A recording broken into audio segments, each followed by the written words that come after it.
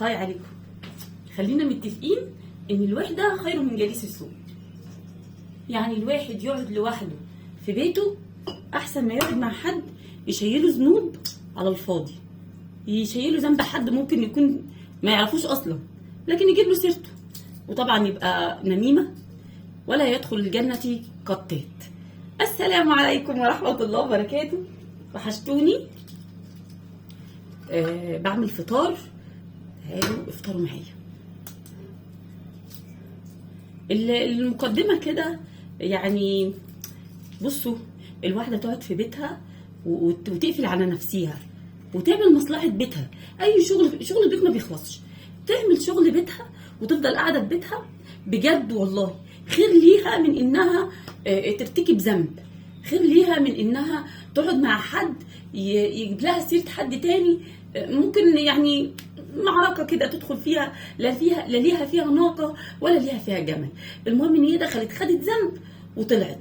فالواحد يقعد يقعد في بيته كان خيره وشره، ملوش دعوه بحد.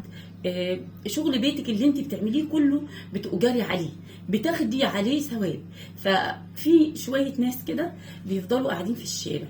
انا نفسي اعرف الناس دي بتعمل حاجتها امتى او ازاي او مين بيعملها لها، مع انك تبقى عارف عن الناس دي ان هي مفيش حد بيخدمها، يعني هي اللي بتخدم نفسها. ما لهاش حد يغسلها مواعين، ما لهاش حد يروق لها صاله، يروق لها اوضه، ما لهاش حد.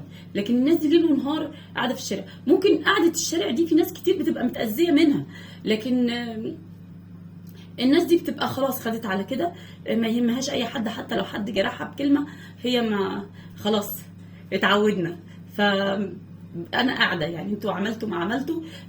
في معظم كمان الناس دي بيبقوا قاعدين في الشارع عارفين اللي جاي واللي رايح ودي مين، ولو حد غريب في الشارع بقى مين دي، رايحه فين، رايحه عند مين، دخلت عند مين، طب شوفوها يا عيال راحت فين. اللي هو بتجند العيال لصالحها برضو، اللي هو حاجه كده تحس انه رادار في الشارع هتودي الاخبار دي لامن الدوله بعد كده، ما تفهموش. المهم ربنا يهدينا جميعا وربنا يهدي الناس جميعا. احنا بنقول ايه؟ احنا بنقول ان كل واحد يكفي خيره وشره. اتلسعت. كل واحد يكفي خيره وشره ويقعد في بيته ومالوش دعوه بحد. ده كده يعتبر والله عباده، والله يعتبر عباده. لما الواحد يقعد في بيته كافي خيره وشره ومالوش دعوه بحد يعتبر عباده. ان انا لا جبت سيره حد ولا يدعى بحد ولا اي حاجه، خلينا كده في حالنا.